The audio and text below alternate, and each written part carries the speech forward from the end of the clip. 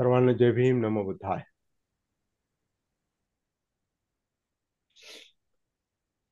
वंदामी बनतेजी. आपलं विशेष परंपरा ती पण पाळली पाहिजे. हा. तर धम्मपद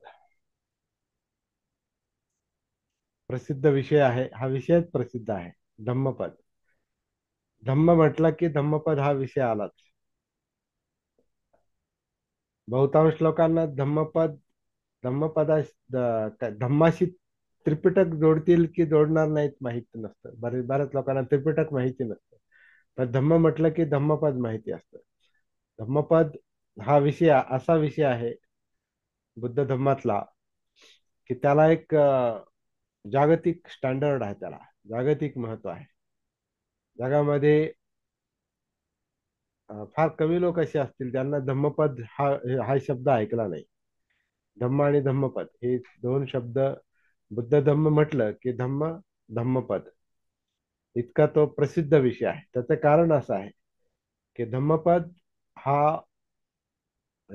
एक लोकप्रिय विषय आहे अशा अर्थानं की तो गाथारूप विषय आहे. त्याच्यामध्ये गाथा आहेत आणि एक एक गाथा हे एक एक जणू काही तत्व आहे. अ, धम्मपद. तर ना. हा.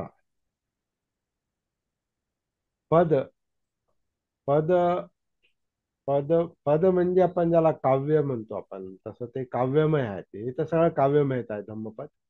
गाथा आहेत हे पोएटिक आहेत, त्या काव्यमय आहेत. गद्य नाही, ते पद्य आहे. आणि पद आहे म्हणजे एक एक चरण आहे, किंवा पद म्हणजे एक सूत्र पण आहे, तत्व पण आहे. पद म्हणजे पाऊल पण आहे. तर एक एक पाऊल धम्मामध्ये कसं टाकायचं असा पण आपण आपण घेऊ तसा अर्थ आहे त्याचा. परंतु धम्मपद याचा अर्थ म्हणजे आता डिक्शनरीमध्ये त्यांनी अं,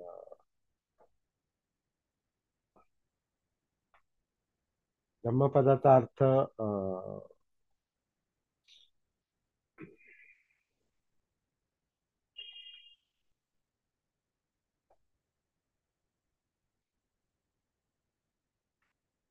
म्हणजे वेगळा आपला अभ्यास वाढावा म्हणून मी वेगवेगळ्या गोष्टी सांगतोय हा मुद्दाम. माझ्याकडे एक पाली डिक्शनरी आहे. पाली बुद्धिस्ट डिक्शनरी आहे. ही पण खूप प्रसिद्ध डिक्शनरी आहे. ज्ञानातिलोक यांनी काढलेली डिक्शनरी आहे. Manual of Buddhist terms and doctrines, म्हणजे बुद्ध धर्मातले शब्द आणि शिकवणी यांचं हे संकलन आहे. फार इंटरेस्टिंग पुस्तक आहे, इंग्रजीमध्ये आहे. तर त्याच्यामध्ये त्याच्या आधारे पण आपण अ, प्रत्येक शब्दाचा अर्थ डीपली, सखोल आपण पाहू शकतो. प्रत्येक शब्दाचा अर्थ. आता धम्म हा सुद्धा असा शब्द आहे की त्याला खूप खूप अर्थ आहेत. खूप अर्थ आहेत. तर त्यातलं आपण जो जास्तीत जास्त महत्व देणार आहोत त्या सगळ्यांच्या अ, अर्थापैकी एका शब्दाला आपण जास्त महत्व देणार आहोत. ते म्हणजे धम्म म्हणजे मनोधम्म आहे. मनात जे जे काही आहे. आता मन समजल्याशिवाय, मन समजायचं असेल तर असं म्हणतात मनोधम्म समजून घ्या. त्याच्यात काय आहे ते समजून घ्या. जसं आपण म्हणजे एखाद्या समजा शहराची माहिती करून घ्यायची असेल आपल्याला, तर शहरात जे जे काही आहे ते सगळं मिळून ते शहर आहे. ते शहर आहे, ते शहर कोणत्या राज्यात आहे, त्या शहराची लोकसंख्या किती आहे, त्या शहरामध्ये किती उपनगर येतात, त्या शहरामध्ये कोणकोणत्या प्रकारचे लोक राहतात, ते शहर कोणत्या प्रकारात मोडतं. म्हणजे तिथे नगरपालिका आहे का, महानगरपालिका आहे का, काय म्हणतात, म्हणजे मोठी संयुक्त पालिका पण असतात. संयुक्त एकत्रित जसं पिंपरी चिंचवड किंवा मुंबईमध्ये आणखीन काय. तर ते जे त्याच्या शहराची जी व्याप्ती आहे, ते शहर म्हटलं की हे सगळ्या गोष्टी त्याच्यामध्ये येतात. शहराची लोकसंख्या, तिथे बोलली जाणारी भाषा, ते शहर म्हणजे प्रगतीच्या दृष्टीनं कसं आहे, तिथे इंडस्ट्री आहे का, तिथं आणखीन शासकीय कार्यालय आहेत का. मेट्रोपॉलिटन हा एक एक शब्द आहे, म्हणजे जिथं जवळपास सगळ्याच राज्यातले आणि जगभरातले लोक येऊन तिथं स्थायिक झालेले असतात. उदाहरणार्थ मुंबई, दिल्ली, कलकत्ता किंवा चेन्नई. आता ही जी मुख्य मोठाली जी शहर आहेत, ती मेट्रोपॉलिटन म्हणजे त्याच्यामध्ये सगळ्या प्रकारचे लोक येऊन राहतात.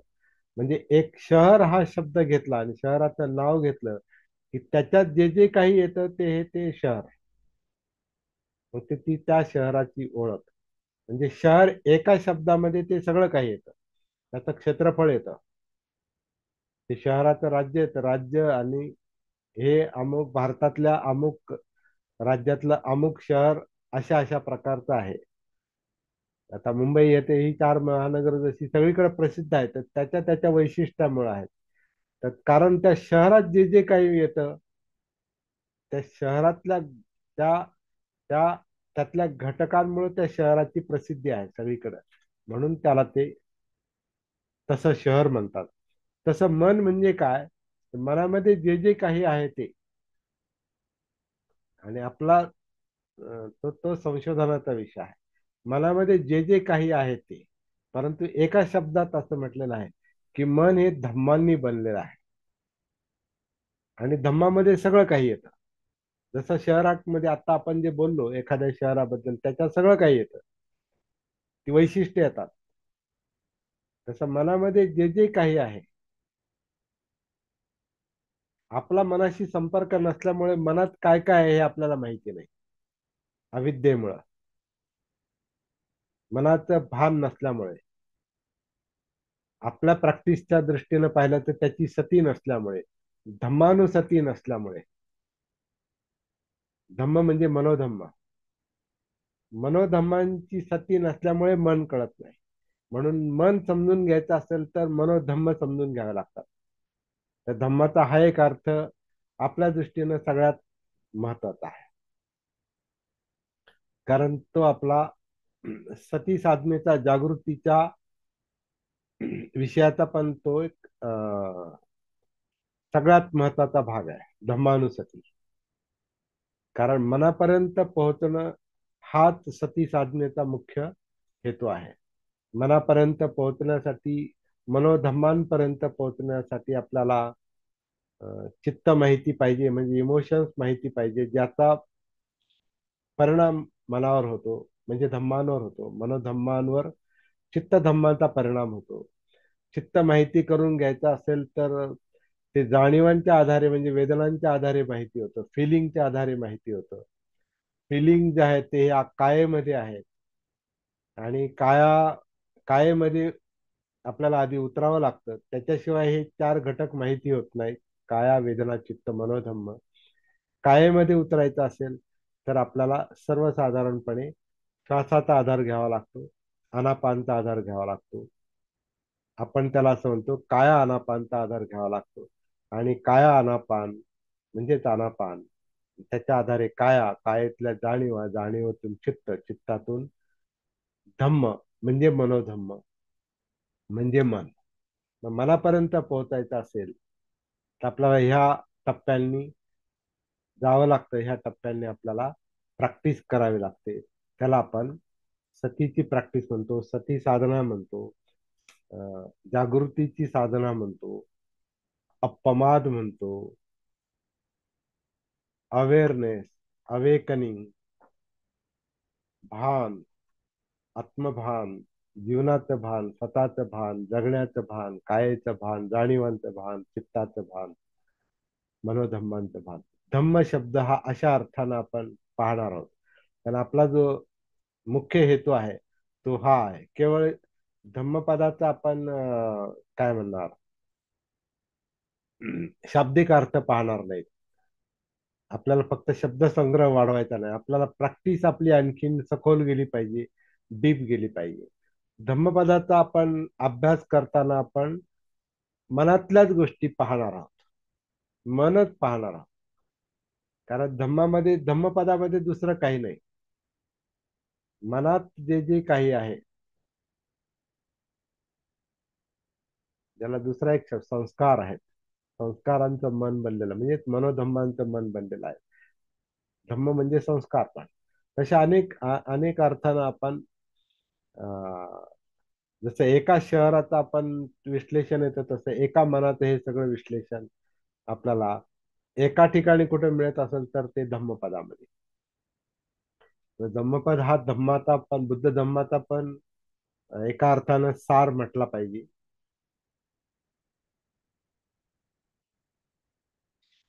काही लोक म्हणतात की अभिधम्म हा सार आहे. अभिधम्म हे तत्वज्ञान आहे, फिलॉसॉफी आहे, फिलॉसॉफी ऑफ बुद्धिझम. तर तो कसा त्रिपिटकातूनच, विशेषतः सुत्त पिटकातून बाजूला काढलेला भाग आहे तो. आणि त्याला तो अं, विद्वान, बौद्ध विद्वान किंवा विद्वान भिक्षू त्या गोष्टीला जास्त धरून चालतात आणि त्याला धम्म समजतात. आपण त्याच्याशी सहमत व्हायचं काही कारण नाही, कारण धम्म म्हणजे एव्हरीथिंग. धम्म म्हणजे मनात जे आहे ते. धम्म म्हणजे अभिधम्मच नाही, धम्म म्हणजे सुत्त पिटकच नाही, धम्म म्हणजे अमुकच नाही, धम्म म्हणजे तमुक नाही. धम्म म्हणजे माइंड, मनात जे आहे ते धम्म, मनोधम्म. तर त्या विषयाकडे आपण वळण्याच्या आधी धम्मपद म्हणजे काय? तर पद म्हणजे प्रत्येक चरण. पद म्हणजे चरण पण म्हणतो आपण. प्रत्येक गाथा, गाथेतले शब्दांचे अर्थ, मतितार्थ, अन्वयार्थ, गर्भितार्थ, अंतरंग, असं ते सगळं त्या शब्दाच्या भोवती गुंफलेलं आहे. तर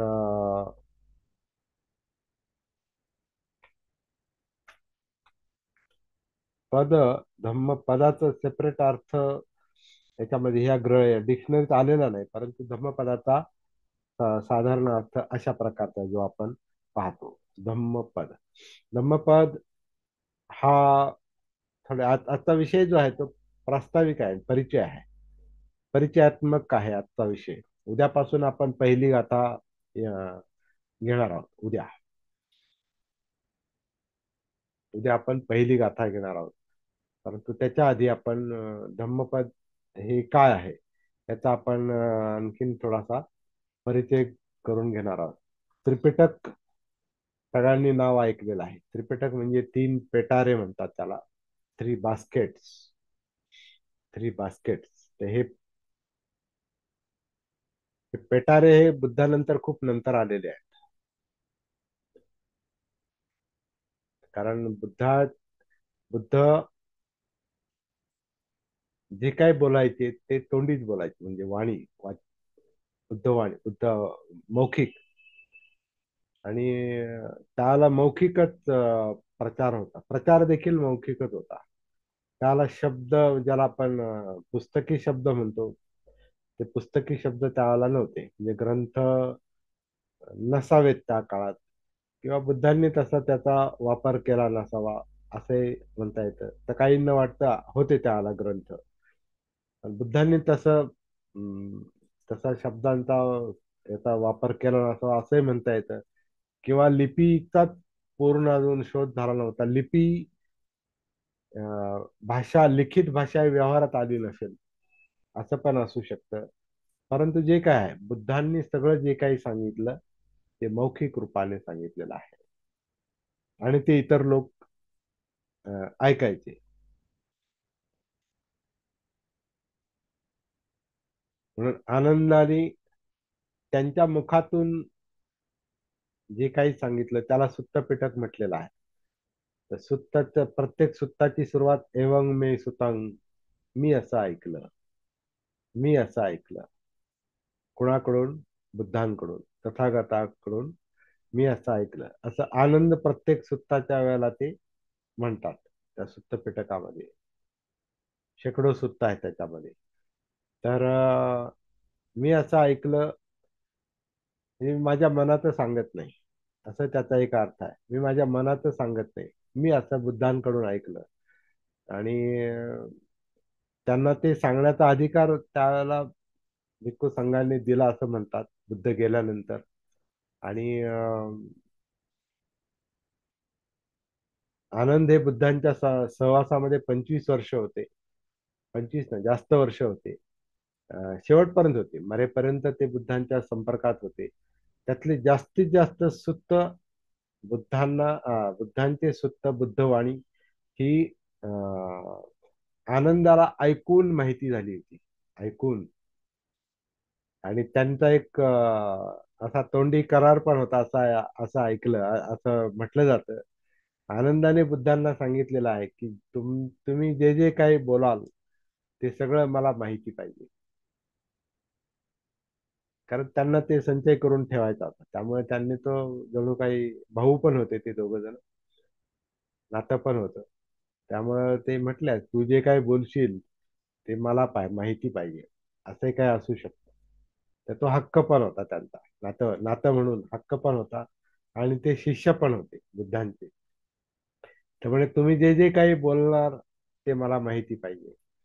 जर तुम्ही माझ्या अप्रोक्ष काही बोलला असाल, माझ्या समोर बोलला नाही, मी तुमच्या बरोबर नाही, आणि मी ते मला ते समजलं नाही, मी ऐकलं नाही, डायरेक्ट ऐकलं नाही, तर तुम्ही जेव्हा परत याल तेव्हा तुम्ही मला काय सांगितलं तिथं ते मला तुम्ही परत सांगायचं.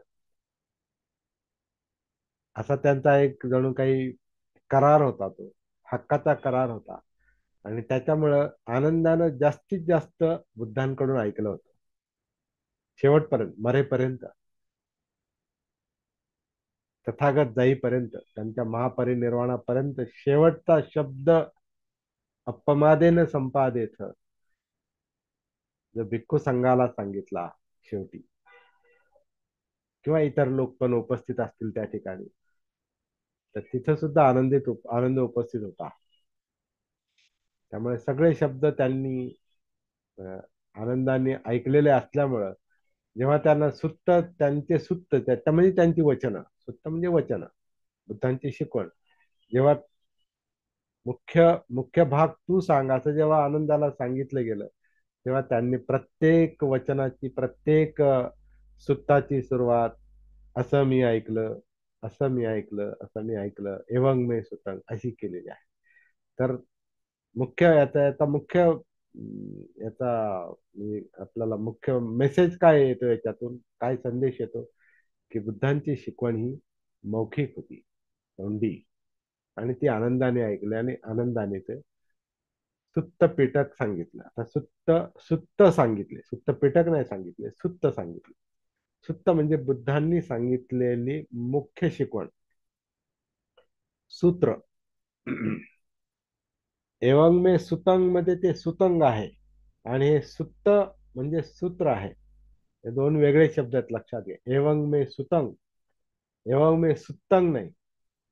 सुत्त म्हणजे सूत्र, आणि सुतंग म्हणजे स्रोत, श्रवण, ऐकलं. एवंग मे सुतंग, असं मी ऐकलं. तर सुत्त शब्द वेगळा, सुत शब्द वेगळा, सुतंग. तर आनंदाने जे ऐकलेलं होतं, ते जे सांगितलं, ते जे सांगितलं ते सूत्र आहे, आणि जे ऐकलं ते सुतंग आहे, ऐकलं. तर असा तो फरक आहे, सुतंग आणि सुत्त यातला.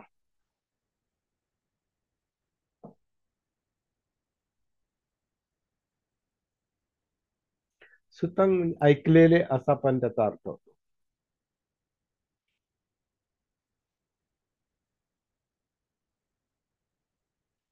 तर त्या याच्यामध्ये सुतंग मध्ये त्यांनी मग अं, त्या संगीतीमध्ये बुद्धानंतर जी पहिली संगीती भरली त्यांच्या महापरिनिर्वाणानंतर, काश्यप त्या संगीतीचे अध्यक्ष होते म्हणतात. तर त्यांच्या अध्यक्षतेखाली जी संगीती भरली ती त्याला आनंदाला त्यांनी सांगितलं की तू सुत्त सांग. आणि उपालीला सांगितलं तू बुद्धांनी तथागतांनी भिक्खूंसाठी काय नियम सांगितले ते सांग. मग उपालीने जे काही नियम सांगितले भिक्षूंची त्याला विनय म्हणतात. विनय. तर धम्म आणि विनय दोनच गोष्टी पहिल्या संगती झालेल्या आहेत. धम्म म्हणजे बुद्धांची शिकवण, सूत्र, आणि विनय म्हणजे भिक्षूंचं किंवा भिक्षुणींचं आचरण किंवा प्रॅक्टिस, त्यांचे नियम, आचरणाचे नियम. तर सुत्त आणि विनय दोनच गोष्टी, धम्म आणि विनय दोनच गोष्टी सुरुवातीला झाल्या.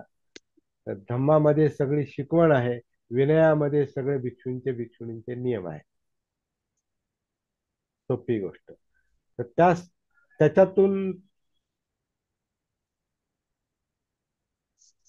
सुत्त नंतर जेव्हा एकत्रित केले आणि ते एका पेटाऱ्यामध्ये ठेवले असं म्हणतात, जे श्रीलंकेत झालं की ते पेटाऱ्यामध्ये ठेवले म्हणून त्याला सुत्त पिटक म्हणतात. सुत्त असलेले ते पेटारे आजही ते, त्यातले काही जो भाग आहे तो अजूनही आपल्याला श्रीलंकेमध्ये पाहायला मिळतो. म्हणजे मी स्वतः गेलो होतो तिथे, तर ते तिथं ते पाहायला मिळतं सुट्ट पेटाचे ते पेटारे. आता त्याच्यामध्ये खूप वाढ झालेली आहे. आणि ते ताडपत्रावर पानं जे आहेत, ताड नावाचं जे झाडाची जी पानं आहेत त्या पानावर ते कोरून विशिष्ट तो काही कोळसा किंवा ते यांनी कोरून ते त्याच्यावर लिहायचे. आता त्याच्यामध्ये अनेक प्रकारे सुधारणा झालेली आहे. तर ते सगळं एका ठिकाणी पेटाऱ्यांमध्ये जे खूप मोठा संग्रह आहे तो, तर त्याला ते सुत्त पिटक असं म्हटलेलं आहे. तसंच विनयाचं पण आहे, विनय पिटक पण आहे. तर सुत्त पिटक, विनय पिटक, आणि त्याच्यातून नंतर बाजूला काढलेला जो तात्विक भाग आहे, तत्वज्ञान आहे, फिलॉसॉफी आहे, ऍडव्हान्स जी शिकवण आहे, त्याला अभिधम्म म्हटलेलं आहे. अभि म्हणजे ऍडव्हान्स, प्रगत, पुढचा. म्हणजे तत्वज्ञान आहे त्याच्यामध्ये, म्हणजे तात्विक शब्द आहेत सगळे. सामान्य लोकांसाठी ते शब्द नाहीत. आणि अर्थातच ते बाजूला काढणारे हे विद्वान लोक होते, त्यांनी ते वेगळं केलं आणि मग ते तिसरं पिटक तयार झालं म्हणतात. तसं मग त्याच्यामुळे सुत्त पिटक, विनय पिटक, अभिधम्म पिटक, तीन पेटारे, अनेक पेटारे, असं ते बुद्धांची शिकवण पुढे चालून त्याचं जे काही स्वरूप बनलेलं आहे. आणि आपल्यापर्यंत तर त्याचे आता आणखीन प्रगत स्वरूप झालेलं आहे, आणखीन विस्तार झालेला आहे, आणखीन ऍडिशन झालेले आहे. त्याचे अनेक अनुवाद झालेले आहेत जगभरातल्या भाषांमध्ये. ते अनुवाद छापून परत परत छापले गेलेले आहेत. परत परत त्या अनुवादामध्ये भर घालण्यात आलेली आहे. आणि मूळ जी बुद्धांची मौखिक शिकवण होती ती सगळी आत्ताच्या याच्यामध्ये ती एकदम वेगळं स्वरूप आहे त्याचं. त्याच्यामध्ये भेसळ पण झालेली आहे. आणि जसं डॉक्टर बाबासाहेबांनी म्हटलेलं आहे की ती भेसळ इतकी झालेली आहे की त्याच्यातून मूळ बुद्ध शिकवण कोणती आणि मूळ बुद्धाचं चरित्र कोणतं हे समजणं फार कठीण आहे. पझल बनवलंय त्यांनी, इंग्रजी शब्द वापरलाय. हे सगळं पझल बुद्धांचं जीवन आणि बुद्धांचं चरित्र जे आहे हे गोंधळात टाकणारं बनलेलं आहे. पण ते असंही म्हणतात की त्याच्यातून बुद्ध समजत नाहीत असं नाही. इफ नॉट बॅफरिंग असा शब्द केला त्यांनी वापरलेला, म्हणजे ते ते काय त्याच्यातून बुद्ध समजत नाहीत असं नाही, परंतु ते गोंधळात टाकणारी मात्र ती गोष्ट झालेली आहे सामान्य लोकांना. विद्वानांना किंवा समजदार माणसाला त्याच्यातला सार बाजूला काढता येऊ शकतो. सार, बाबासाहेबांनी तो प्रयत्न केलेला आहे बुद्ध अँड धम्म मध्ये, सार बाजूला काढलेला आहे. अर्थात तो जगाने बौद्ध लोकांनी, भिक्षूंनी तो मान्य केला नाही, ती गोष्ट वेगळी आहे.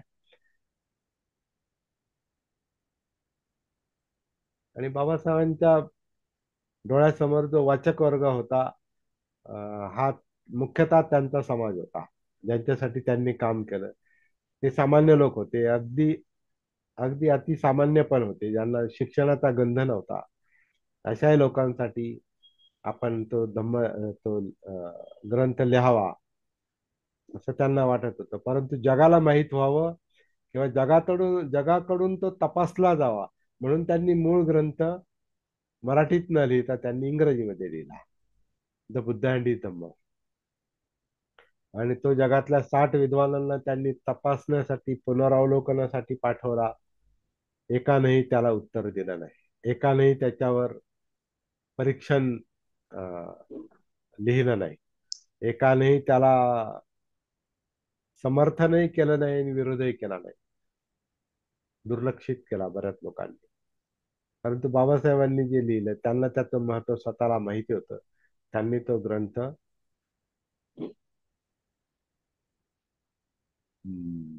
5 डिसेंबरच्या रात्रीपर्यंत तो जणू काय, तो आधीच पूर्ण केला होता, पण 5 डिसेंबरच्या रात्री त्यांनी बुद्ध अँड हिज धम्म या दि बुद्ध अँड हिज धम्म या ग्रंथाची इंट्रोडक्शन लिहिलेलं आहे, प्रास्ताविक लिहिलेला आहे, परिचय लिहिलेला आहे. आणि त्या परिचयामध्ये त्यांनी असं म्हटलेलं आहे की बुद्धाची शिकवण ही पझल, गोंधळात टाकणारी बनलेली आहे. त्यातून बुद्ध समजत नाही असं नाही, तर ते समजून घेण्यासाठी आपल्याला त्याच्यावर चिंतन केलं पाहिजे, त्याच्यावर चर्चा केली पाहिजे. आणि मूळ बुद्धांची शिकवण कोणती असू शकते हे आपण शोधून काढलं पाहिजे. बुद्धांचं चरित्र कसं असू शकतं, म्हणजे त्यांचं जे काही, त्यांची जी जीवनशैली आहे, लाईफस्टाईल जी आहे, ती कशी असू शकते हे आपल्याला शोधावं लागेल. ते शोधण्याचं काम आपल्याला करायचं. अशा पद्धतीनं त्यांनी तो ग्रंथ लिहिलेला आहे. तर सुत्त पिटक, विनय पिटक, अभिधम्म पिटक यातलं जे सुत्त पिटक आहे, त्या सुत्त पिटकाचे 5 भाग आहेत. निकाय म्हटलंय त्यांना, वर्ग एक प्रकारे. निकाय, सेक्शन्स, सेक्शन्स म्हणू, भाग म्हणू. तर ते जे निकाय आहेत, त्याला ते 5 निकाय आहेत. पहिलं जे आहे म्हणजे दीर्घ लांबीची शिकवण जी आहे त्याला दीर्घ निकाय म्हणतात. त्याच्यामध्ये दीर्घ लांबीची सूत्र आहे, मोठाली सूत्र आहे. तर दीर्घ लांबीची जी शिकवण आहे त्याला दीर्घ निकाय म्हटलेलं आहे. दीर्घ सूत्रांचं वर्गीकरण ते वेगळा काढला आहे. दुसरा जे मध्यम आकाराची सूत्र, त्याला मध्यम निकाय असं म्हटलेलं आहे. त्याच्यामध्ये मध्यम आकाराची प्रवचन आहेत किंवा बुद्धांची शिकवण आहे. मध्यम आकाराच्या याच्यामध्ये त्यांनी काही गद्य पद्य असं दोन्ही पण त्याच्यामध्ये आलेलं आहे, पण जास्त करून गद्य. तिसरी जी शिकवण आहे त्याला संयुक्त निकाय म्हटलेला. तर संयुक्त निकाय म्हणजे त्याच्यामध्ये संयुक्त आहे, म्हणजे दीर्घ पण नाही आणि कमी पण नाही, दीर्घ दीर्घ लांबीची पण नाही आणि मध्यम लांबीची पण नाही, तर ते दोन्हींचं मिश्रण आहे. किंवा त्याच्यामध्ये आणखीन काही गोष्टी आहेत, संयुक्त, अनेक गोष्टींचं एकत्रीकरण, संयुक्त. त्याचा निकाय, त्याचा वर्ग एक केलेला आहे. चौथा जो निकाय आहे त्याला अंगुत्तर निकाय असं म्हटलेलं आहे. तर अंगुत्तरचा अंग उत्तर, तर अंक आहे ते ऍक्च्युअली त्याच्यामध्ये काउंटिंग. तर ते अंक आहे ते एक एक अंकाने वाढत जाणारी शिकवण, सूत्र, म्हणून त्याला अंगुत्तर निकाय असं म्हटलेलं आहे. म्हणजे एक म्हणजे काय, दोन म्हणजे काय, तीन म्हणजे काय, किंवा एक मध्ये काय येईल, दोन मध्ये काय येईल, तीन मध्ये काय येईल, चार मध्ये काय येईल, पाच मध्ये काय येईल, सहा, सात, नऊ, दहा, 11, 12 पण येईल, त्याच्यात येऊ शकतं. पण ते अं, संयुक्त निकायाचा पद्धतशीर आपल्याला परत पुनरावलोकन करावं लागेल. तर एक मध्ये उदाहरणार्थ एक म्हणजे निब्बाण आहे, किंवा एक म्हणजे बुद्धत्व आहे, बोधी आहे, जे काय आहेत एक मध्ये, सगळ्या एक मध्ये मोडणाऱ्या शिकवणी. प्रथित्य समुत्पाद आहे. एक म्हणजे हे आहे, एक म्हणजे ए हे आहे, ते आहे, ते आहे. ते एक आकड्याच्या अंतर्गत त्यांनी ते त्या शिकवणी दिल्या. दोन मध्ये काय आहे, तर समजा उदाहरणार्थ नामरूप आहे, म्हणजे बॉडी माइंड ज्याला आपण म्हणतो. नाम आणि रूप आहे, शरीर आणि मन. तर नामरूप आहे, किंवा अ, अ, जसं आता धम्म विनय आहे, दोन आहे, तर त्याच्यामध्ये धम्मविनय नसेल आला, पण त्या दोन आकड्यामध्ये जे जे काही येतं अंतर्गत, त्याला त्यांनी त्या दोन अंकात टाकलंय. तीन मध्ये समजा त्रि त- त्रिरत्न आहे, बुद्ध धम्म संघ आहे, किंवा शील समाधी प्रज्ञा हे पण नंतर त्याच्यात आलेलं असणार. तर तीन याच्यामध्ये अशा प्रकारे आले. चार मध्ये चार आर्य सत्य येऊ शकतात, किंवा चार रूप धातू येऊ शकतात, काय असेल ते. पंचमध्ये पंच धर्मेंद्रिय येऊ शकतात,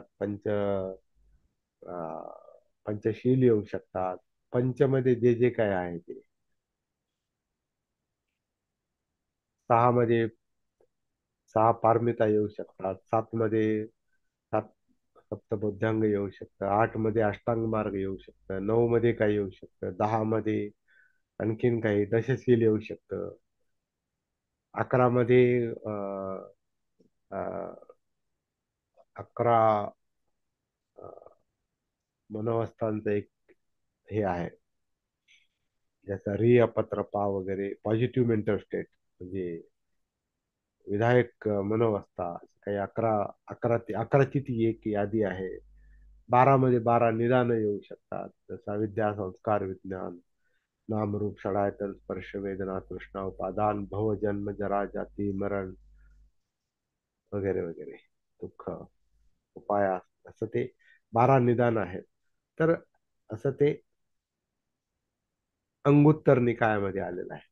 पाचवा जो निकाय आहे त्याला खुद्दक निकाय असं म्हटलेलं आहे. आता खुद्दक निकाय जो आहे, आपण मराठीमध्ये त्याला खुर्दा शब्द आहे. खुर्दा, खुर्दा म्हणजे सुट्ट, सुट्ट जे आहे, सुटे सुट, म्हणजे छोटं छोटं, छोटी नाणी जी असतात, म्हणजे आता त्याला आपण खुर्दा म्हणतो, सुट्टे पैसे, सुट्टे.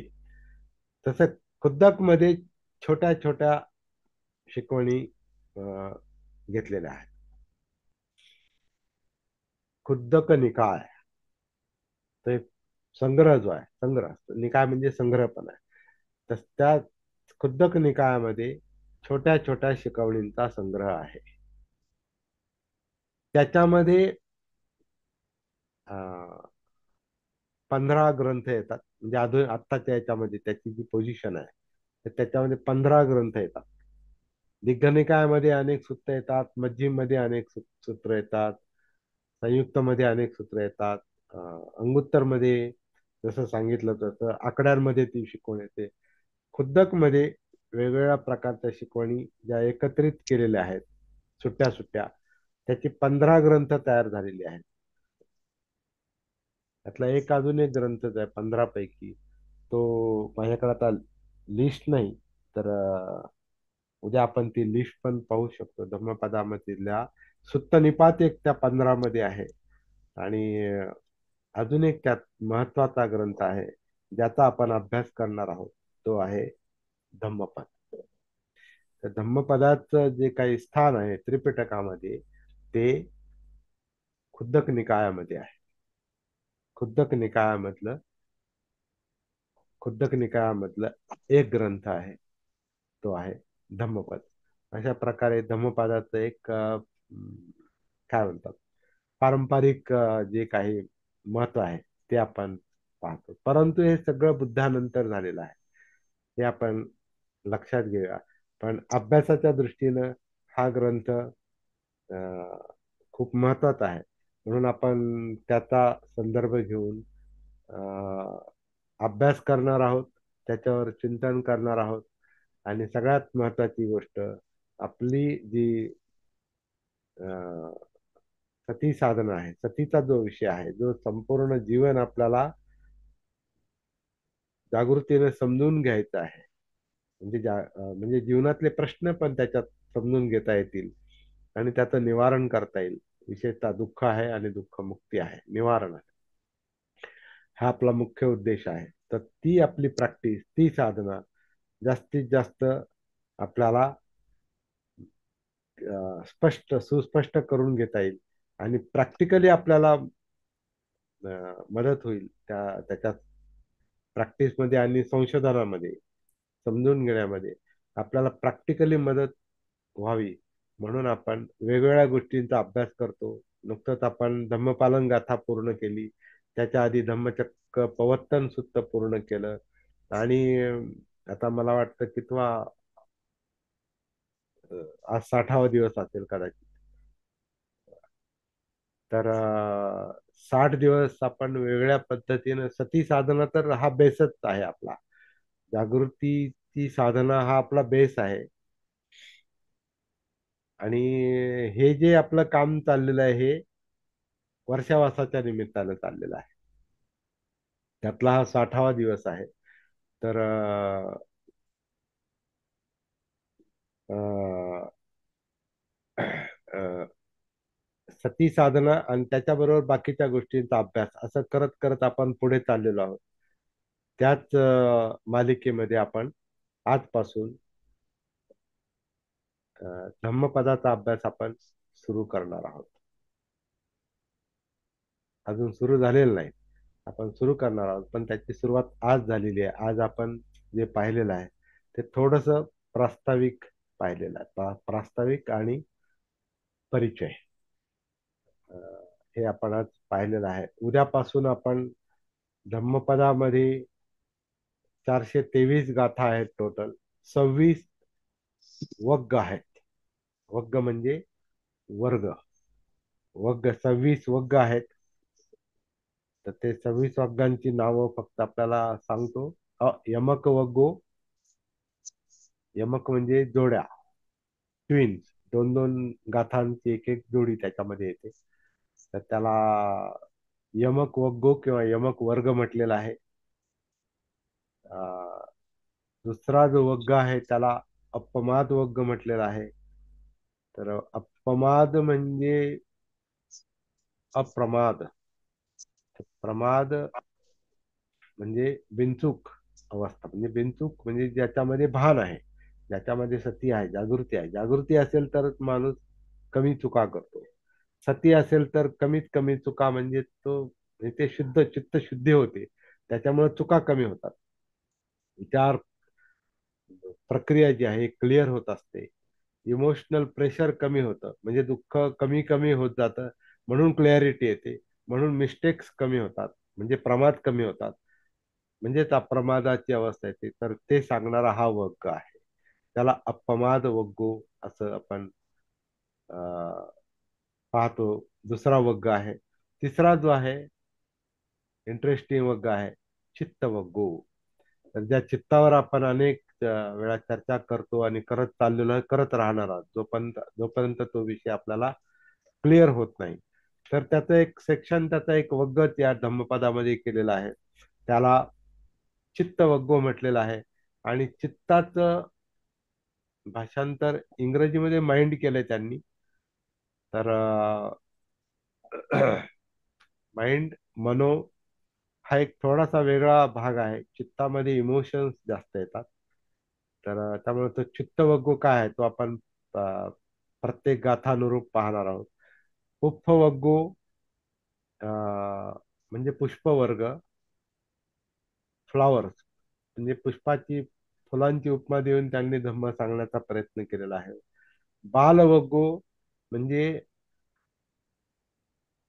अ, अपरिपक्व माणूस, किंवा त्याला दुसरा शब्द मूर्ख असा पण केला जातो, परंतु अपरिपक्व म्हणजे ज्याला अजून समज नाही आलेली, पूर्ण समज आलेली नाही. ना समज, असमंजस, नाबालिक म्हणतो ना आपण. म्हणजे तो लहान आहे अजून, त्याला कळत नाही, म्हणजे इमॅच्युअर आहे. अशा लोकांचा, अशा मानसिकतेचा एक वर्ग, मानसिकतेची शिकवण देणाऱ्या गाथांचा जो संग्रह आहे तो बालवग्गो मध्ये येतो. नंतर पंडित वग्गो मध्ये वाईस, जे विस्डम, ज्यांना ज्ञान मिळालेलं आहे ते पंडित वग्गो. अरहंत वग्ग, अरहंत झाले, अरहंत म्हणजे त्याच्यामुळे मनुष्य बुद्ध होऊ शकतो. अरहंत म्हणजे सगळ्या विकारातून मुक्ती आहे. तर आणि बोधिप्राप्ती आहे पुढे. तर तो त्याची लक्षणे या अरहंत वग्गामध्ये सांगितलेली आहेत. सहस्र वग्गो म्हणजे सहस्र, म्हणजे हजार, याची उपमा देऊन काही गाथा सांगितलेल्या आहेत. हजार या शब्दाची आपण पाहतो, थाउजंड, हजार या शब्दाची उपमा देऊन त्यांनी सहस्र वर्ग सांगितलेला आहे. पाप वग्गो म्हणजे जे स्किलफुल नाही, जे विकृत आहे, जे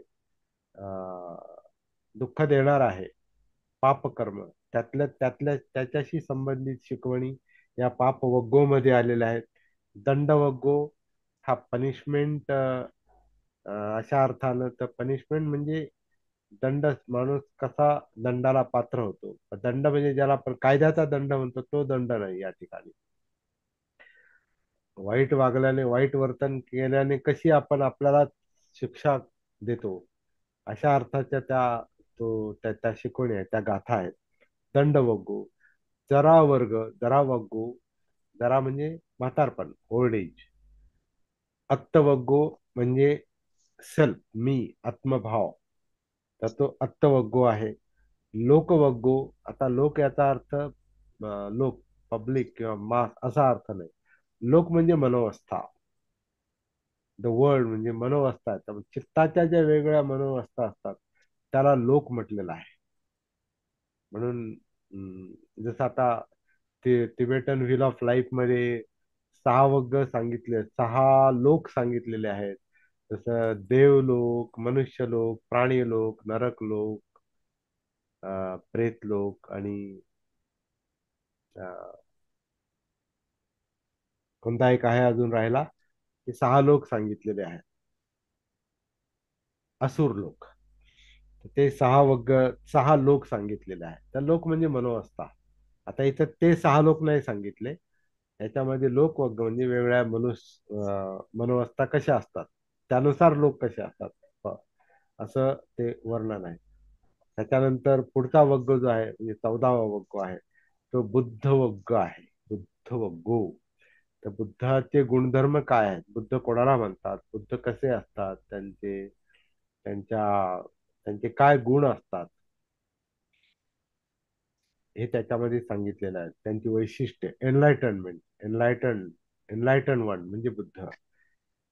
त्यानंतर सुख वग्गो, सुख कशाला म्हणतात, प्रिय वग्गो, प्रिय वग्गो, क्रोध वग्गो, एक वेगळा सेक्शनच आहे, वर्ग आहे त्याच्यावर. क्रोध वग्गो, मल वग्गो, मल वग्गो म्हणजे इम्प्युरिटी, अशुद्धता, म्हणजे जसं आता आपण सचित्त परियोदपन म्हणतो ना, म्हणजे चित्त मलिन, मलिन जे चित्त आहे ते शुद्ध करायचं, तर मल वग्गो, मल, त्याला इम्प्युरिटी म्हटलेलं आहे, अशुद्धता. धम्मठ्ठ वग्गो म्हणजे योग्य वर्तन कसं असतं, धर्म, धम्म, रायटसनेस, त्याला धम्मठ्ठ वग्गो मध्ये टाकलेला आहे. मग्ग वग्गो म्हणजे मार्ग, पाथ, म्हणजे हा अर्थातच हा म्हणजे बुद्धत्वाकडे नेणारा जो मार्ग आहे त्याची काय वैशिष्ट्य आहेत, मग्ग कसा असतो, मार्ग कसा असतो, जो बुद्धांनी दाखवलेला आहे त्याची वैशिष्ट्य आहे. त्याच्यानंतर पकिन्न वग्गो, त्याला प्रकीर्ण वग्गो म्हणजे मिसेलेनियस, म्हणजे वेगवेगळ्या प्रकारच्या गोष्टी एकत्रित केलेल्या आहेत. मिसलेनियस म्हणजे विविध. पकिण पकिन्न वग्गो, निरय वग्गो, तर जे पेनफुल ज्याला म्हणतात,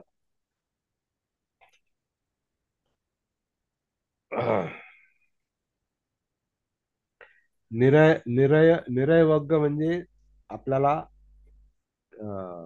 खाली आणणारा, डाऊनवर्ड पाथ म्हटलेला आहे. डाऊनवर्ड पाथ म्हणजे ज्याच्यामुळे आपण खाली घसरतो, म्हणजे चित्तावस्था घसरते, मनोवस्था घसरते, त्याला निरय, निरय म्हणजे यातनांकडे नेणाऱ्या ज्या ज्या गोष्टी आहेत त्या या निरय वग्गोमध्ये सांगितलेले आहेत. त्यानंतर म्हणजे 22 वग्ग झाली. 23वा वग्ग जो आहे तो नागवग्गो आहे. आता नाग म्हणजे ऍक्च्युली हत्ती, इलेफंट. तर हत्तीच्या उपमा बऱ्याच वेळा त्याच्यामध्ये येतात ग्रंथांमध्ये. तर नागवग्गो, तर नाग हा एक नागपूर, नागलोक, नाग नाग हा शब्द जो आहे हा हत्तीशी संबंधित आहे. आता कारण बुद्धांच्या काळामध्ये जे काही हे सगळं धम्म प्रचार होत होता, त्या बुद्धांचा जो काळ होता हा जास्तीत जास्त नैसर्गिक यातला काळ होता, नैसर्गिक परिस्थिती होती. त्याच्यामुळे जंगल, पाणी, पर्वत, हत्ती, सर्प, गेंडा, अशा अशा उपमा देऊन बुद्धांनी धम्म सांगितलेला आहे. तसा हत्ती हा एक विषय आहे. तर त्याच्यामुळे हत्तीचे जे गुण असतात, सिंह, जसं आपण परवा सिंह राजा म्हटलो, बुद्धांना सिंह पण म्हणतात. तर ते एक सुद्धा आपण परवा ओझरतं पाहिलं, सिंहनाद. सिंहनाद सुद्धा, तर सिंहाची पण उपमा देऊन काही गोष्टी सांगितलेल्या आहेत. तसं नाग म्हणजे हत्तींची उपमा देऊन काही गाथा सांगितलेल्या आहेत. त्या नाग वग्गो मध्ये येतात. त्या 24वा जो आहे तो तन्हा वग्गो आहे. तन्हा म्हणजे तृष्ण आहे. त्याच्यावर आपण पुष्कळ विचार केलेला आहे, अजूनही करायचा आहे. 25वा जो वग्ग आहे तो भिक्खू वग्ग आहे. म्हणजे भिक्षूंचे गुणधर्म वगैरे, का भिक्षू म्हणजे काय. आणि 26वा वग्गो आहे हा ब्राह्मण वग्गो आहे. तर आता हा ब्राह्मण वग्गो जो आहे, तो ब्राह्मण, क्षत्रिय, वैश्य, शूद्र यातला ब्राह्मण नाही. ब्रह्म ब्रह्म म्हणजे श्रेष्ठ. श्रेष्ठ जसं आता 4 ब्रह्मविहार ही एक बुद्धांची प्रसिद्ध शिकवण आहे. तर मैत्री, करुणा, मुदिता, उपेक्षा या 4 उच्च मानसिक अवस्था आहेत. म्हणजे ब्रह्म अवस्था आहे, श्रेष्ठ अवस्था आहे मनाच्या. त्या मैत्री, ज्याच्यामध्ये द्वेषाचा लवलेश नाही. करुणा, जे दुःखाबद्दल ज्याचं मन संवेदनशील असतं आणि दुसऱ्याला मदत करण्याची ज्याच्यामध्ये इच्छा असते, ती त्याच्यातल्या करुणेमुळं. तर त्या करुणेला पण ब्रह्मविहार म्हटलंय. मैत्री पहिलं ब्रह्मविहार, करुणा दुसरं ब्रह्मविहार, तिसरं ब्रह्मविहार जे आहे ही मुदिता आहे. तर मुदिता म्हणजे जो नेहमी दुसऱ्याच्या आनंदाने आनंदी होतो. दुसऱ्याला सुख मिळालं तर त्याला पण चांगलं वाटतं. तर ती मुदिता आहे. दुसऱ्याच्या आनंदाने, दुसऱ्याच्या सुखात आपलं सुख पाहणे. बऱ्याचदा आपण पाहतो की आपल्या मनामध्ये दुसऱ्याचं सुख आपल्याला कधी कधी खुपतं. म्हणजे जिलसी निर्माण होते, म्हणजे जलन ज्याला आपण म्हणतो, मत्सर निर्माण होतो, दुसऱ्याचं सुख पाहत नाही. परंतु बुद्धांची मनोवस्था जी असते ती जशी मैत्रीने भरलेली असते, जशी करुणेने भरलेली असते, बुद्धांची किंवा बुद्धांच्या मार्गावर असलेल्या काही लोकांची, प्रगत लोकांची,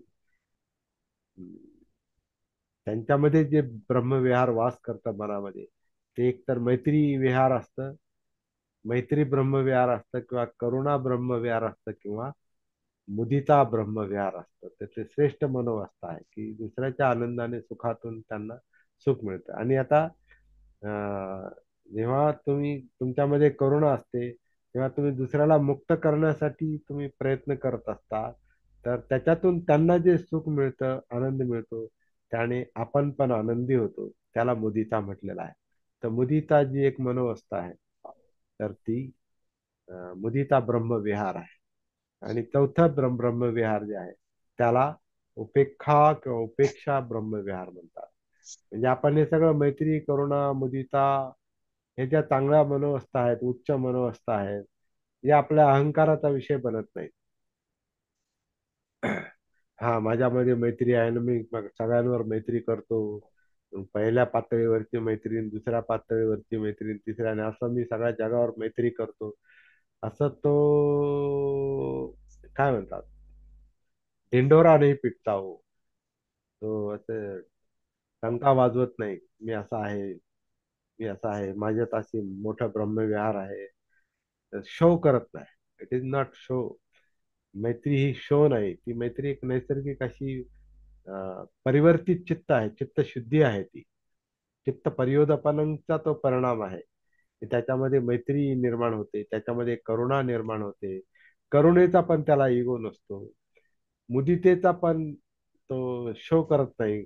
असा कृत्रिम कृत्रिम आनंद त्याला होत नाही. तर तो खरोखर खरोखर मुदिता त्याच्यामध्ये निर्माण होते. त्याला खरोखर आतमध्ये एक सुख मिळते. इतरांच्या सुखामुळे त्याला सुख मिळते. इतरांच्या दुःखमुक्तीत तो आनंद घेतो. तर ती मुदितेची जी अवस्था आहे. पण या सगळ्या अवस्थेत तो हा मला असं मी असा वेगळा काहीतरी आहे, तर तो मीपणा नसतो. त्याच्यामध्ये अनात्मबोध असतो, म्हणजे उपेक्षा असते. आणि उपेक्षा विहार ही चित्तमुक्त अवस्था आहे, पूर्ण चित्तमुक्त अवस्था आहे. म्हणजे तो चांगल्या आणि वाईटातून तो त्या मनोवस्थेच्यातून बाहेर पडलेला असतो. चांगली मी वाईट आहे असं जेव्हा वाईट असतो तेव्हा त्याच्यातही मी असतो. जेव्हा माणूस चांगला बनतो त्याच्यातही मी असतो. तर मी हा मेन मुख्य प्रॉब्लेम आहे. म्हणून अनात्मबोध हा बुद्धांच्या शिकवणीतला मी म्हणतो सेंट्रल पॉइंट आहे. आणि तो लवकर लक्षात येत नाही. भिक्षूंच्या पण तो लक्षात येत नव्हता कधी कधी. तर त्याच्यासाठी पहिलंच सुत्त मध्यम निकाय मधलं ते हे उपेक्षेला धरून किंवा अनात्मला धरून आहे. त्याचा आपण नंतर अभ्यास करू. तर मैत्री, करुणा, मुदिता, उपेक्षा ही जी चार ब्रह्मविहार आहेत, त्याला ब्रह्म म्हटलेलं आहे. आणि जे आणि त्याला त्या मनोवस्थांनी युक्त असलेल्या माणसाला त्यांनी ब्राह्मण म्हटलेलं आहे. पण आता त्याचं जसं धम्मपदातले काही तत्व घेऊन अनेक विकृत गोष्टी पुढे आलेल्या आहेत, तसा हा ब्राह्मण हा पण शब्द आहे. आपण जो अभ्यास करणार आहोत तो ब्रह्म, बुद्धांना अपेक्षित असलेला ब्रह्मविहार ब्राह्मण काय, ते आपण पाहणार आहोत. अशा प्रकारे 26 वग्ग आहेत, त्याच्यामध्ये 423 गाथा आहेत. आणि त्याचा आपण एक एक करून अभ्यास करणार आहोत. आज मी या ठिकाणी थांबतो. दीर्घ प्रस्तावना आणि परिचय झाला, परंतु धम्मपद हा काय विषय आहे तो आपल्या समोर यावा म्हणून मी हे सगळं स्पष्टीकरण ते पूर्ण नसेल, परंतु जे काही अल्पस स्पष्टीकरण आहे ते आपल्या समोर मांडण्याचा प्रयत्न केलेला आहे. धम्मपद हा व्यक्तिगत दृष्ट्या माझ्यासाठी फार इंटरेस्टिंग विषय आहे. अगदी शाळेच्या काळापासून जेव्हा 8वी 9वी 10वी 11वीला मला पाले विषय होता, त्यावेळेला सुद्धा मला माझे शिक्षक धम्मपदातल्या काही गाथांचं पठण वर्गामध्ये मोठ्यानं करायला लावायचे.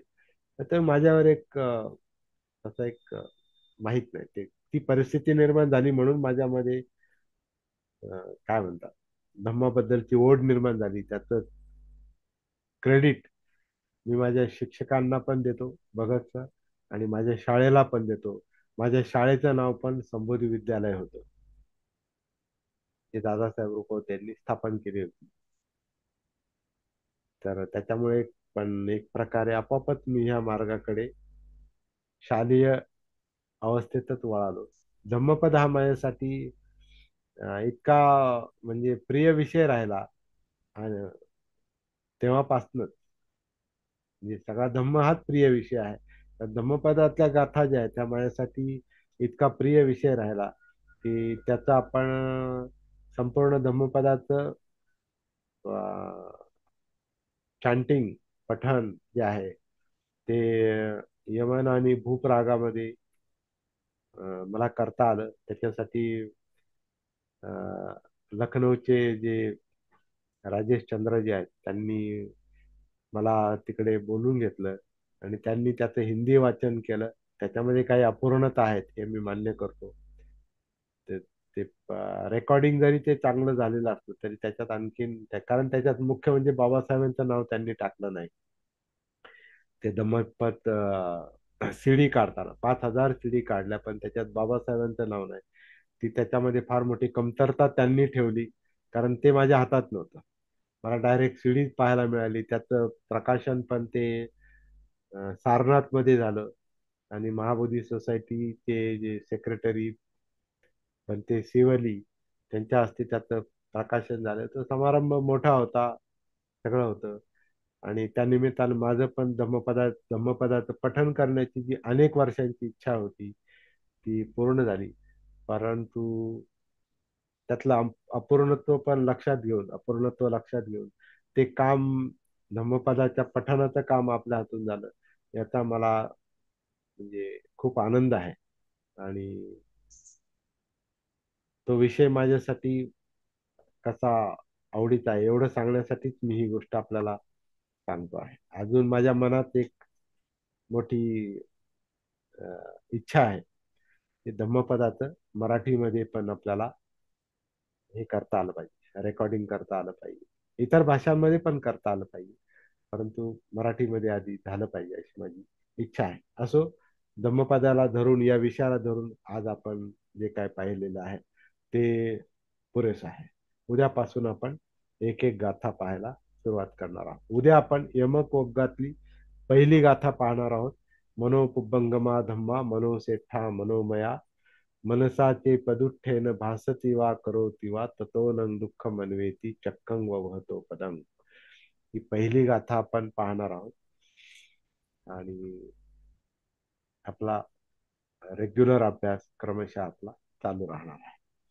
जय भीम, नमो बुद्धाय. या ठिकाणी मी रेकॉर्डिंग बंद करतो आणि आपल्यासाठी माईक ओपन करावा असं मी आपल्याला रिक्वेस्ट करतो. परत सांगा, परत सांगा.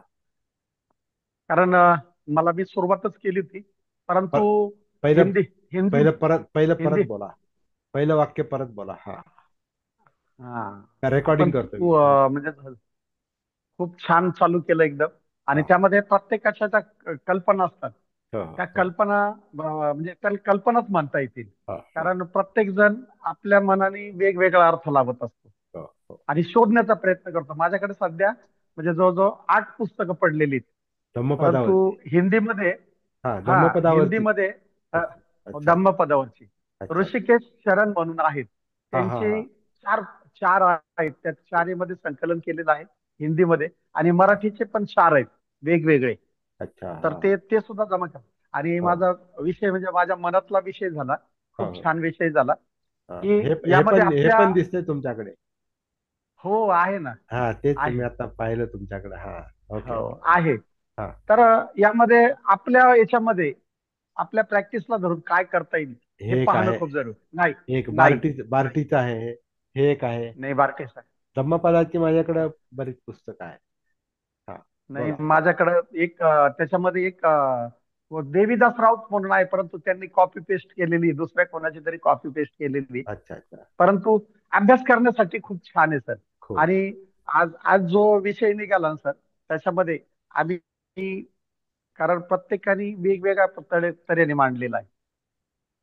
आणि आता माझ्याकडे जे 8 पुस्तक आहेत, त्या हा, 8 पुस्तकामध्ये सुद्धा खूप तफावत आहे. तर अच्छा. आपल्या भाषेमध्ये आपण ज्या याच्यामध्ये करतो आहोत आणि आपल्या प्रॅक्टिसच्या दृष्टीने हो, याचा खूप उपयोग होईल सर. हो. बरोबर, बरोबर. धन्यवाद भंतेजी. काय सुनील साळवे सर बोलत होते, किंवा किरण, जे जे कोणी असेल त्यांनी हा बोलावं.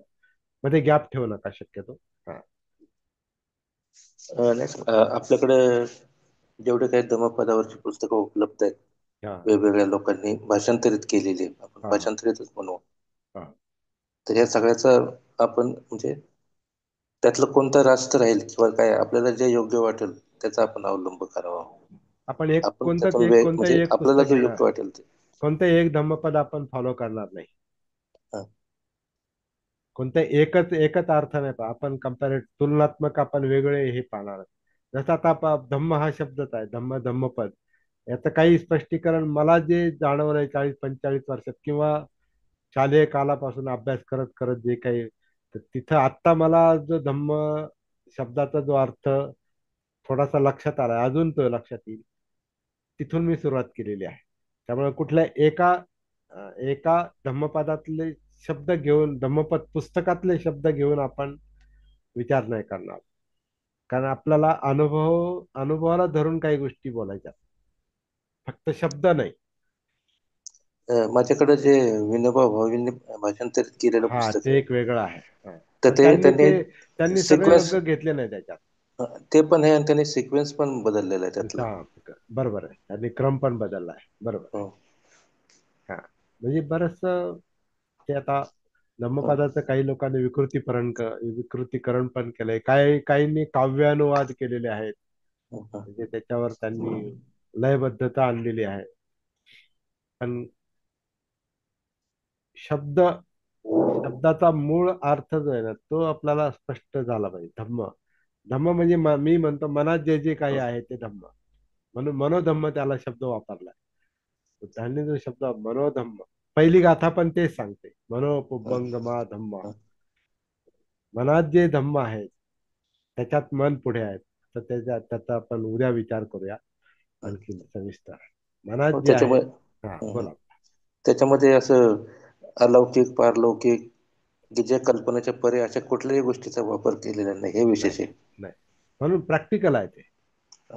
मनुष्याचं जीवन, मनुष्य आणि मनुष्याचं मन, मनुष्याचे हं, प्रश्न, हाच धम्माचा बेस आहे, धम्मपदाचा बेस आहे. त्यामुळे त्याच्यात अलौकिकत्व असं वगैरे काही नाही, पलीकडचं असं काही नाही. पलीकडचं नाही आणि फार अलीकडचं नाही, मध्यम. मनुष्य मनुष्याचा वर्तमानातला प्रश्न, यातना, दुःख, याच्यातून बाहेर पडणं, हा उद्देश आहे. बरोबर. बरोबर आहे तुमचं. अलौकिक पारलौकिक काही नाही. किरण सर. हे सर खूप छान झालं. हा, आणि आजचा हा सेशन इंट्रोडक्शरी असल्यामुळे त्याच्यामधनं आपल्याला रूपरेखा कळाली, बॅकग्राऊंड काय होतं. हा. माझं जास्त वाचन नाहीये, परंतु मी धम्मपदामध्ये कुठेतरी बुद्धघोष शब्द नेहमी ऐकतो. असं बुद्धघोषांनी काही सांगितलं, त्याचं काय आहे संदर्भ? नाही, बुद्धघोषांचं तर हे आहे, म्हणजे काय म्हणतात, त्याला विशुद्धी मग्ग आहे. हा, विशुद्धी. विशुद्धी मग्ग हा वेगळा विषय आहे. अच्छा. तो 7व्या शतकातला आहे.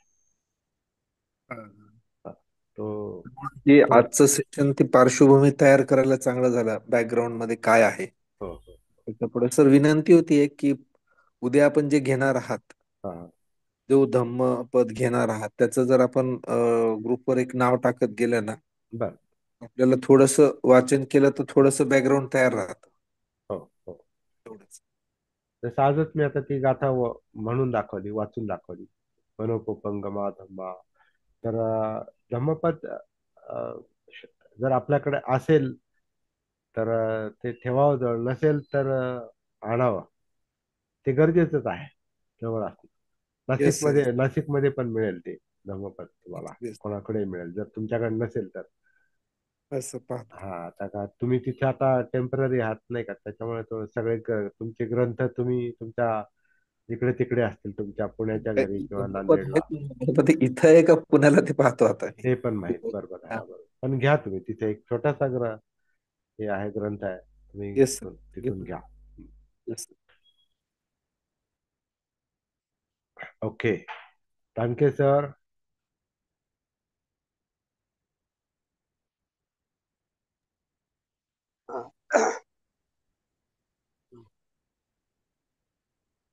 प्रास्ताविक प्रास्ताविकच्या माध्यमातून धम्मपदामध्ये जे काही तत्वज्ञान जे आहे ते हा, जातं. हा, त्याचं जे व्यक्तिशः मला कसं की त्याची माहिती झाली हा, हे आणि घेऊन जा ना बेटा, हा, आहे माझ्याकडे ते दुसरे कप. हा, बोला बोला. माझ्याकडे सर ते विनोबा भावेंचं आहे हा, धम्मपद. हा, हा, हा. पण ते आपल्या साळवे सरांनी जे सांगितलंय, सुनील साळवे तत्वज्ञान. सरांनी हा, बरोबर आहे. सिक्वेन्स जे आहे तो खरंच बदलले. वेगळा आहे तो. त्यातलं काही उपयोगाचं असेल तर पाहू आपण, तो भाग हा थोडासा. त्याच्यामध्ये पण छान आहे. म्हणजे हा. परिचय झाला प्रास्ताविकामध्ये धम्मपदाच्या संदर्भात. छान. कसं आहे की अं, बुद्धांना अवतार बनवून महत्व देण्याचा प्रयत्न केलाय लोकांनी, अवतार बनवून. आणि त्याच्यामुळे बुद्धांची शिकवण त्यांच्या पद्धतीने मांडण्याचा, लिहिण्याचा पण प्रयत्न केलेला आहे. संस्कृत पंडितांनी पण केलेला आहे. आणि त्यांच्या ह्याच्यात काही गोष्टी त्यांनी अडॉप्ट पण केलेल्या आहेत, म्हणजे वापरलेल्या पण आहेत. जसं बाबासाहेबांनी म्हटलं ना, आजचा आजचा अं, हिंदू धर्म किंवा वैदिक धर्म जो आहे, तो बौद्ध धर्माच्या तत्वज्ञानाशी काही सांगड घालून पण तयार झालेला आहे.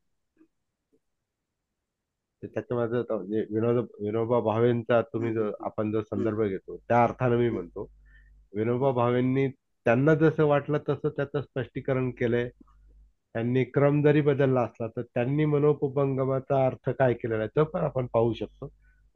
माझ्याकडे पण आहे ते पुस्तक, किंवा तुम्ही पण सांगा नंतर त्यांनी काय म्हटलेलं आहे. त्याच्यातली जर समजा काही उपयोगाचा विषय असेल, विचार असेल, शब्द असतील, तर तोही आपण पाहू शकतो. आपल्याला जसं बाबासाहेबांनी आपल्याला सांगितलं, आपल्याला काही नाकारायचं नाही, स्वीकारायचं पण नाही. आपल्याला चिंतन करायचंय, परीक्षण करायचंय, त्याच्यावर चर्चा करायची. त्यामुळे आपल्याला धम्माच्या मार्गाने जायचे. धम्माच्या मार्गाने जायचं म्हणजे जसं सत्य पाहायचं आणि म्हटल्यानंतर त्या हे सं- चुकीचं आहे आणि ते बरोबर आहे असं नाही पाहायचं. तिथे मध्यम मार्ग आहे, बॅलन्स व्ह्यू ठेवायचा आहे, संतुलित दृष्टिकोन ठेवायचा आहे. त्याच्यामुळे शत्रूचं पण नाकारायचं नाही. शत्रू म्हणण्यापेक्षा ज्यांच्याशी आपलं वेगळं आहे, काय म्हणतात, थोडस विपरीत आहे, म्हणजे आपला आणि परक असा आपल्याला दृष्टिकोन ठेवायची काहीच गरज नाही. तसं आहे, हा दृष्टिकोन बाबासाहेबांचा पण असायचा. ते म्हणायचे की मी विरोधकांच्या मताला फार किंमत देतो, ते म्हणायचे, कारण त्यांच्यामुळे मला काही बोलण्याची आणि मांडण्याची प्रेरणा मिळते. कधी कधी धम्म नुसते, महासागर हा, धम्म महासागर आहे. आणि कधी कधी जे समर्थन करणारे लोक असतात ते बऱ्याचदा होय असतात. हा, बरोबर आहे तुमचं. परंतु विरोधक जे असतात, विरोधक तुम्हाला विचार करायला भाग पाडतात. आणि बुद्धांनी पण ह्या गोष्टीला फार महत्व दिलेलं आहे. दोन भिक्षू असे रस्त्याने चाललेत आणि पाठीमागून कुणीतरी बुद्धावर टीका करतो. दोन लोक असतात, ते पाठीमागून येतात आणि ते बुद्धावर टीका करतात. बुद्ध असे, बुद्ध तसे, अरे कारे रे, हा श्रमण असा, हा वाईट चुकीच्या मार्गाने नेतो, हा असं करतो, तसं करतो, असं काहीतरी पाठीमाग बुद्धांवर टीका करणारे दोन लोक येत होते. आणि हे पुढे चालणारे दोन भिक्षू ते ऐकत होते. अर्थात त्यांना पाहूनच ते बोलत असतील असे पण असेल. पण ते जे ऐकल्यानंतर ते डिस्टर्ब होतात ते दोन भिक्षू. आणि मग जाऊन बुद्धांना असं ते सांगतात की ते लोक असं असं बोलत होते तुमच्याविषयी. तर बुद्धांनी त्यांना विचारलं, अं, ते काय म्हणत होते, ते काय जे काय म्हणतात ते सत्य आहे काय, खरं आहे काय ते. तर हे भिक्षू म्हणतात नाही, म्हणते ते खरं नाही, ते चुकीचं बोलत होते. मग ते चुकीचं बोलत होते तर मग तुम्हाला विचलित व्हायचं काय कारण आहे? जर ते खरं नाही तर तुम्ही का विचलित झाले? आणि जर ते खरं असेल तर आपल्याला सुधारायला संधी आहे. काही आपल्या चुका ज्या आहेत त्या त्यांच्या लक्षात आलेल्या असतील आणि ते सांगतात, तर उलट त्याचा, निंदकाचे घर असावे शेजारी म्हणतात ना, जे निंदा करणारे असतात त्यांच्यापासून आपण शिकलं पाहिजे. जे आपल्या चुका दाखवतात तर त्याचा आपण विधायक अर्थ घेतला पाहिजे. अरे चला, त्यांच्यामुळं आपल्याला आपली चूक तरी लक्षात आली, तर त्यांना धन्यवाद दिले पाहिजे. तर बुद्धांनी त्या दोन भिक्षूंना सांगितलं की टीकाकारांना पण महत्व द्यायला पाहिजे. आणि बाबासाहेबांचं पण तेच मत असायचं. फार महत्वाची गोष्ट आहे. त्यामुळे आता विनोबा भावेंच्या धम्मपदावरून हे निघालं की त्यांनी समजा त्यांचा क्रम काही चुकीचा असेल, परंतु ते सगळं चुकीचं नसणार आहे. काही त्यांनी कारण बरेच लोक जे आहेत ना, म्हणजे त्याला आपण तथाकथित विरोधक म्हणतो, ते बरेच लोक बुद्धांच्या चांगल्या गोष्टी मानणारे पण आहेत. हे पण आपण लक्षात घेतलं पाहिजे. त्याचा ते त्यांच्यासाठी त्यांच्या सोयीचा उपयोग करून घेतील, हे पण सत्य आहे. पण तरी सुद्धा आपल्याला बुद्धाबद्दल काय मत आहे लोकांचं, ते पण माहिती करून घेतलं पाहिजे आणि त्याच्यावर पण आपण विचार केला पाहिजे.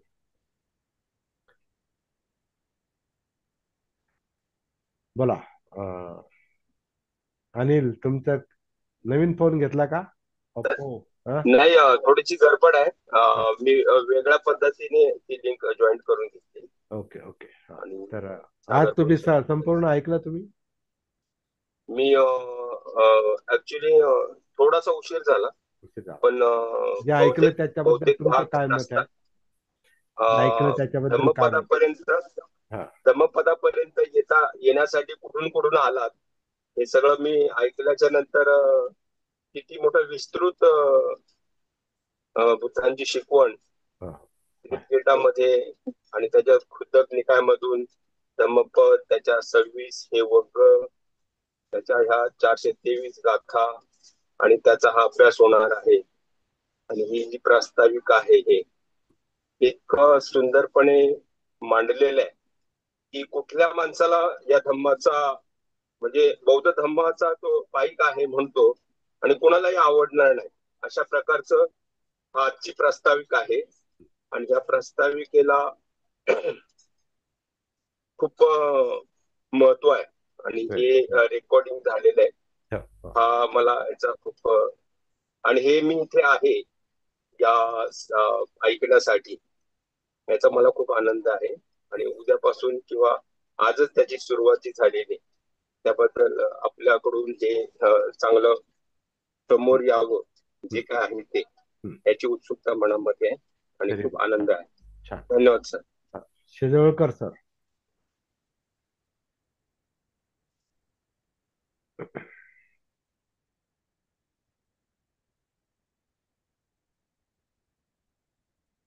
माईक ऑन करा. खूपच सुंदर विषयाला हात घातलाय सर, कारण खूप दिवसाची इच्छा होती का धम्मपद ऐकायचं बुवा. तुमचा चेहरा अंधारात का गेला? पाठीमागचं उजेडात आले आणि तुमचा खूप सुंदर विषय सांगताय सर तुम्ही, कारण खूप दिवसाची इच्छा होती का धम्मपद हा विषय व्हावा म्हणून. कारण मी भंतेजींशी पण मागे चर्चा केली, त्यावेळेस भंतेजींना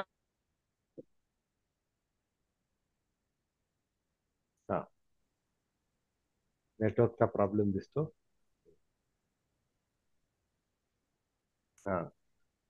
विशाल, तयार राहा तुम्ही नंतर बोलायला.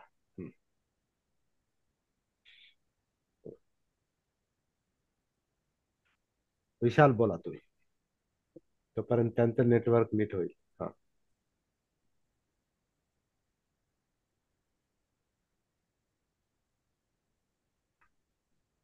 तर मला वाटतं विशाल त्यांचं पण नेटवर्क खराब दिसतंय किंवा ते व्यस्त दिसतात. शेजवळकर सर, तुमचं उद्या ऐकू आपण. नेटवर्क खराब आहे तर सर्वांना तुमचा बंद झालं होतं सर. नेट इश्यू आहे इकडं थोडा, त्याच्यामुळं हे असं होत आहे. Okay okay okay. उद्या आपण परत बोलूया याच्यावर. ठीक आहे, चालेल. खूप खूप धन्यवाद सगळ्यांना. जय भीम. नमो बुद्धाय.